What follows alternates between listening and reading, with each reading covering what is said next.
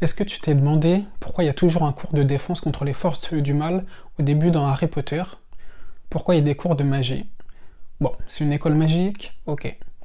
J'ai fait une vidéo avant sur comment présenter la magie, et là je vais répondre à la question pourquoi c'est intéressant de faire ça. Donc on va reprendre les éléments que j'ai présentés dans la précédente vidéo et les mettre en pratique. On va analyser étape par étape la scène où professeur Maugret donne un cours aux élèves. Bienvenue sur Auteur Autonome, la chaîne pour les jeunes auteurs qui veulent apprendre à écrire facilement et en s'amusant leur propre roman de fantasy, pour les Potterheads qui veulent leur Potter fiction, c'est ici.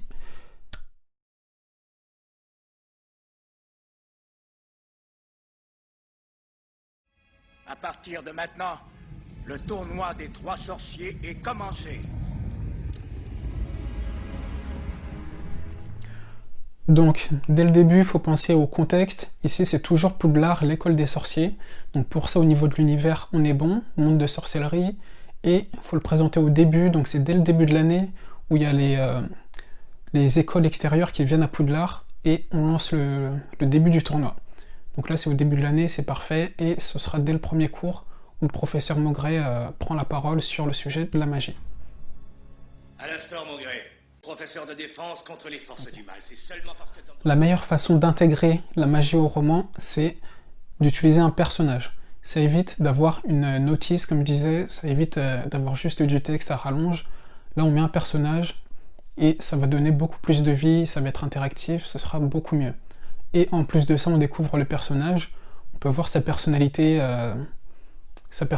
Là, Maugret est assez flagrant sur le type de personne, sur son niveau de sympathie, on le voit assez vite. Quand il s'agit des forces du mal, je suis pour une approche de type pratique. Mais d'abord... Une démonstration de type pratique. Le mettre en action, c'est la meilleure façon pour convaincre tout le monde. Une fois que ça existe, qu'on l'a vu de nos yeux, bah on peut que y croire, et c'est comme ça. Là, ce sera tous les élèves et le lecteur à la fois, donc les personnages et le lecteur qu'ils voient en action. Mais d'abord, qui d'entre vous peut me dire combien de sortilèges impardonnables il y a? Il y en a 3. Ainsi nommé parce que... Ici, on peut voir les 3 sorts impardonnables qui seront utilisés dans le tome ou dans la série, et c'est important de les présenter, comme ça on pourra les utiliser par la suite dans les péripéties, le climax et les tomes suivants, sans que ça paraisse du n'importe quoi. Là, comme ça, on sait qu'un sorcier a le pouvoir de tuer, on sait qu'un sorcier a le pouvoir de contrôler les autres. Là, ce sera pas un Deus Ex Machina qui tombe du ciel. Ça, faut surtout pas qu'il y ait un Deus Ex Machina, faut qu'on le prévienne, et là, le cours c'est fait pour ça, donc c'est très bien. L'utilisation d'un seul pourrait... Valoir un billet simple à destination d'Azkaban. Exact. Selon le ministère, vous êtes trop jeune pour voir l'effet de ces sortilèges. Je suis en désaccord. Le bon côté de présenter la magie au début, c'est que ça permet de noter le niveau des personnages.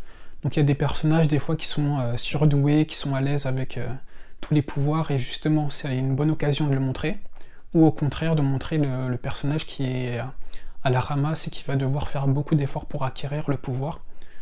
Donc là c'est intéressant, on voit que c'est interdit, donc là c'est niveau 0, et le ministère est contre carrément, donc au moins on sait à quoi s'attendre vis-à-vis des personnages qui ne pourront pas l'utiliser, ou ne devraient pas l'utiliser plutôt. D'accord. Vous devez savoir ce que vous allez combattre.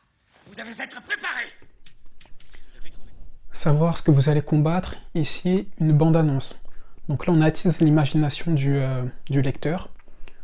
Vous savez ce que vous allez combattre, on se dit bon, il y a quelqu'un dans le livre qui va se prendre un Avada Kedavra, c'est quasiment sûr.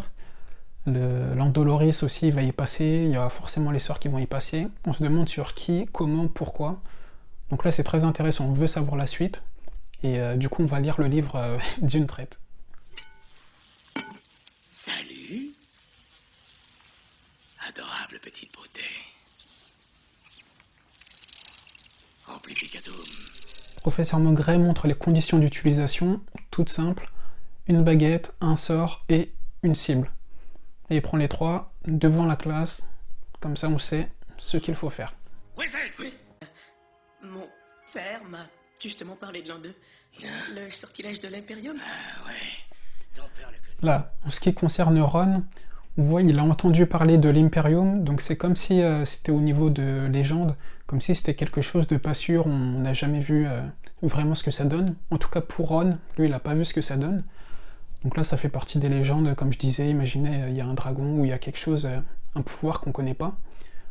C'est intéressant et on peut voir son ressenti aussi. On peut voir les émotions du personnage. Là il est en panique, À la fois pour le... Impero! Maintenant, qu'est-ce que tu fais faire? Sauter par la fenêtre? Là, l'Imperium est mis en pratique. On voit que ça permet de contrôler le corps et l'esprit de la personne. Et ça met en situation très délicate. On voit les dangers. Donc là, ça fait à nouveau une bande-annonce. Ça attise l'imagination. Je demande comment ça va être présent. Là, une fois qu'on a vu le livre, une fois qu'on a lu le livre ou vu le film, on sait que ça va être sur Victor que ça va être appliqué dans le labyrinthe. Il sera pas lui-même, il sera ensorcelé. Donc, ont prétendu qu'ils n'ont obéi à vous savez qui que parce que ils étaient sous l'influence de l'Imperium alors. Mais il faut se demander, les menteurs saurons-nous les reconnaître? Il y avait autre chose, il y a également le fait d'agrandir l'univers.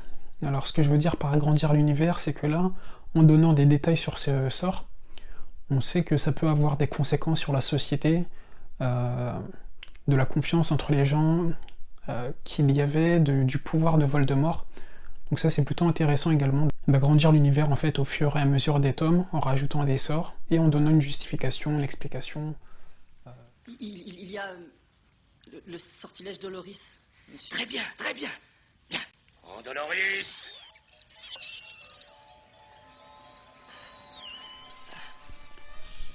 Voilà. Cette fois-ci, Doloris, comme par hasard, c'est Neville qui doit répondre à la question. Donc Doloris, c'est sort de la torture, ça fait très mal, et comme par hasard, c'est Neville qui va avoir mal, et ça rappelle, là, au lieu d'agrandir l'univers de la série, ça va agrandir l'univers du personnage, enfin la connaissance qu'on a du personnage.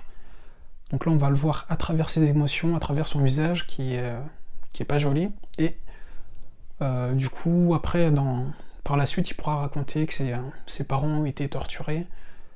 Donc là, un sort développe un personnage, une très belle façon également d'utiliser la présentation de la magie. Peut-être pourriez-vous nous donner le dernier sortilège impardonnable, Miss Granger? Non? Avada Kedavra! Pour finir, Avada Kedavra, donc là, le sort qui tue. Hermione est très réticente, hein, elle n'est pas pour ça. Elle est plutôt pacifiste.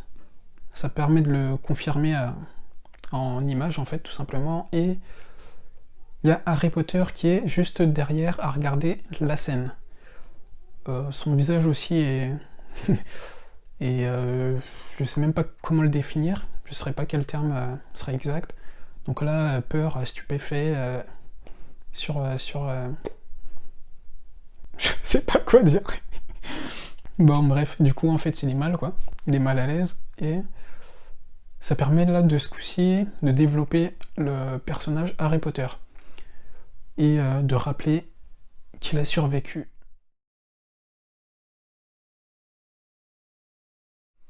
À partir de là, on a tous les outils pour la suite du roman, donc on connaît tous les sorts magiques, leurs conditions d'utilisation, leurs conséquences, et le reste de l'histoire sera beaucoup plus crédible, on sera beaucoup plus attaché, on aura beaucoup plus envie de lire la suite, dans la mesure où là, on est déjà pris dans l'engrenage de la série, là on a vraiment envie de voir la suite, quoi. Là c'est très...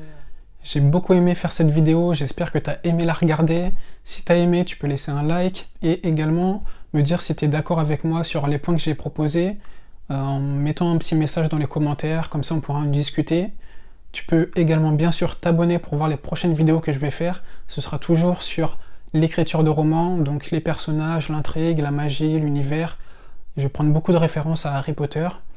Donc voilà, il y a également en barre d'infos un lien auquel tu pourras laisser ton adresse mail pour que je puisse t'envoyer des mails régulièrement pour faire des conseils et également te proposer les formations en ligne pour t'aider à faire ton roman. car t'as probablement l'envie de faire un roman aussi. Et voilà, je suis là pour t'aider. À bientôt pour une prochaine vidéo.